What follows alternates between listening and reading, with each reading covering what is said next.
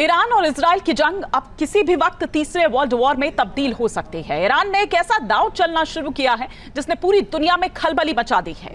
Iran ने धमकी दी है कि वो स्ट्रेट ऑफ होर्मुज को बंद कर देगा। इसका असर क्या होगा, इस पर बहस शुरू हो चुकी है, लेकिन अपनी धमकी को ईरान किस तरह अंजाम देगा वो हैरान करने वाली बात होगी।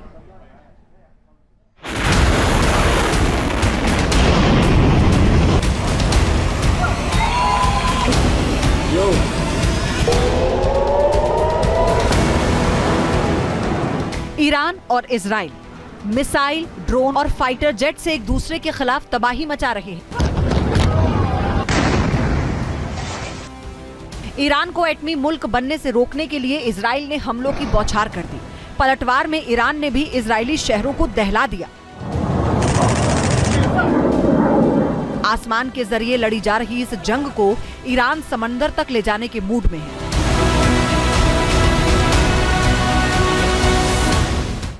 ईरान ने जब से स्ट्रेट ऑफ हार्मुज को ब्लॉक करने की धमकी दी है, दुनिया में खलबली मच गई है।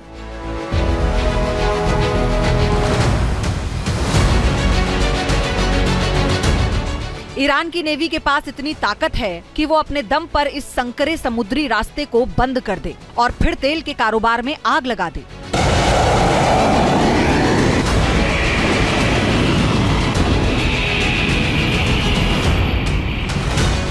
ईरान का इरादा साफ बता रहा है कि वो दुनिया के सबसे अहम तेल शिपमेंट रास्ता स्ट्रेट ऑफ हॉर्मुज को हथियार के तौर पर इस्तेमाल करने की प्लानिंग कर चुका है। ईरान के रक्षा और राष्ट्रीय सुरक्षा की संसदीय कमेटी के अध्यक्ष इस्माइल कोसारी ने खुले तौर पर कह दिया है कि स्ट्रेट ऑफ हॉर्मुज को बंद करने पर गंभीरता से मंथन किया जा रहा है। अब सवाल है कि क्या ईरान के पास इतनी ताकत है कि वो स्ट्रेट ऑफ हॉर्मुज को बंद करने का फैसला ले सकता है। दरअसल ईरान ने पिछले कुछ वर्षों से क्रूज, बैलिस्टिक मिसाइल और नेवल माइंस का जखीरा इकट्ठा कर रखा है।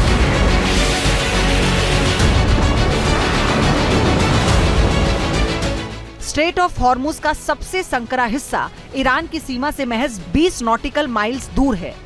स्ट्रेट ऑफ हॉर्मुज के बड़े इलाके पर ईरान का कब्जा है, जबकि दक्षिणी हिस्से पर ओमान का कंट्रोल है। दुनिया में 20% ऑयल शिपमेंट इसी रास्ते से गुजरता है। ये इलाका लिक्विड नेचुरल गैस के कारोबार का महत्वपूर्ण समुद्री रास्ता है। यहाँ से फारस की खाड़ी के रास्ते हर महीने 3000 जहाज गुजरते हैं।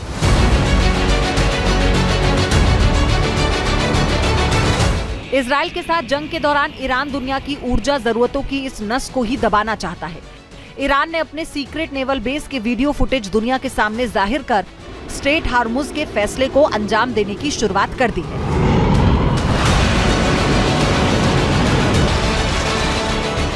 इस्लामिक रिवॉल्यूशनरी गार्ड कोर के कई गुप्त नौसेना बेस में से एक की तस्वीर ये है। इसमें सैकड़ों डेवलप्ड ईरान निर्मित ड्रोन हैं, जिसमें मोहजेर 6 भी शामिल है, जिसने अमेरिकी एयरक्राफ्ट कैरियर आइजनहावर के ऊपर 10 घंटे तक उड़ान भर के कई हाई रेजोल्यूशन तस्वीरें ली थी और एंटी ट्रैकिंग सिस्टम से लैस होने की वजह से अमेरिकी नेवी को इसकी भनक तक नहीं लग सकी। फारस की खाड़ी में मौजूद IRGC के अंडरग्राउंड नेवल बेस में तारिक नाम का एक बेहद ताकतवर बोट भी गुप्त तरीके से छिपाकर रखा गया है। ये बोट 180 किलोमीटर प्रति घंटे की रफ्तार से टारगेट को हिट करता है और इसे क्रूज मिसाइल से भी लैस किया जा सकता है। शायद ईरान की नेवी में इतनी पावर नहीं है कि वो अकेले दम पर स्ट्रेट ऑफ हॉर्मुज को बंद कर सके, ब्लॉकेट कर सके, लेकिन ईरान के पास सतह से सतह पर मार करने वाले अलग अलग तरह के हजारों रॉकेट्स और मिसाइल्स हैं। अगर ईरान को स्ट्रेट ऑफ हॉर्मुज को बंद करना है, जिसकी चौड़ाई कहीं कहीं तो महज 25 से 30 किलोमीटर है, तो वो अपनी जमीन से जमीन पर फायर करने वाली इन रॉकेट्स और मिसाइल्स का इस्तेमाल कर सकता है, ताकि अगर पर्शियन गल्फ से कोई भी पानी का जहाज निकलकर स्ट्रेट ऑफ हॉर्मुज की तरफ से अरब सागर की तरफ जा रहा है, या कोई भी पानी का जहाज किसी भी देश का अरब सागर से स्ट्रेट ऑफ हॉर्मुज के द्वारा होते हुए पर्शियन गल्फ जा रहा है, तो वो इन रॉकेट्स और मिसाइल से उसको डुबो सकता है। ईरान के मिलिट्री कमांड के लिए जमीन के अंदर इस तरह के गुप्त ठिकानों को बनाना किसी ड्रोन के बनाने जैसा है। जानकार मानते हैं कि ईरान ने अंडरग्राउंड बेस तक बना रखे हैं, जहां सुखोई 34 को भी महफूज किया गया। स्ट्रेट ऑफ हॉर्मुज को बंद करने के लिए ईरान समंदर में बिछे नेवल माइंस का भी इस्तेमाल कर सकता है। IRGC के बेड़े में छोटी और तेज हमलावर नौकाएं भी शामिल हैं। स्ट्रेट ऑफ हॉर्मुज के संकरा होने की वजह से ईरान तटीय इलाके से लॉन्च की जाने वाली एंटी शिप क्रूज और बैलिस्टिक मिसाइलों के साथ कामिकेज ड्रोन का भी इस्तेमाल कर सकता है।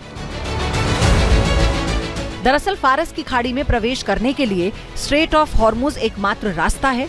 सिर्फ 33 किलोमीटर की चौड़ाई की वजह से यहाँ से गुजरने वाले जहाज या तो आसानी से हमले का शिकार हो सकते हैं या फिर ईरान इन्हें बंद करने का दांव खेल सकता है।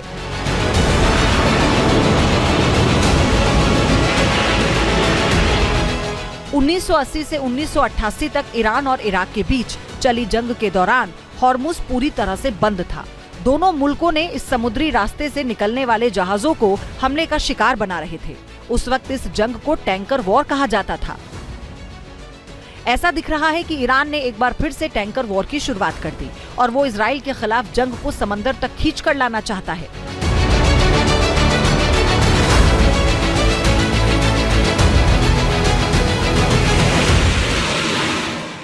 गल्फ के जितने कंट्रीज हैं, चाहे वो Abu Dhabi, UAE, Oman, Kuwait, इन सब देशों में अमेरिका की नेवी बहुत स्ट्रांग है। तो अगर ईरान अपनी नेवी से स्ट्रेट ऑफ हॉर्मुज को या पर्शियन गल्फ को डोमिनेट करने की कोशिश करेगा तो महज 2 घंटे की लड़ाई में ही यूएस की नेवी और यूएस की एयरफोर्स ईरान की नेवी को डुबा देगी। हमें भूलना नहीं चाहिए कि यूएस एयरफोर्स के 2 फाइटर स्क्वाड्रन जॉर्डन में और सऊदी अरेबिया में तैनात हैं। उनके लिए ये 1 या 2 घंटे का काम है ईरान की नेवी को डुबा दें। स्ट्रेट ऑफ हॉर्मुज को बंद करने का सीधा असर पूरी दुनिया में तेल के दामों पर पड़ने वाला है। एक आकलन के मुताबिक अगर ईरान का दांव चल गया तो कच्चे तेल के दाम में 20% तक इजाफा हो सकता है। लेकिन जिस स्ट्रेट ऑफ हॉर्मुज को ईरान ने एक हथियार समझने की कोशिश की है वो उसकी बहुत बड़ी भूल भी साबित हो सकता है। Team news nation.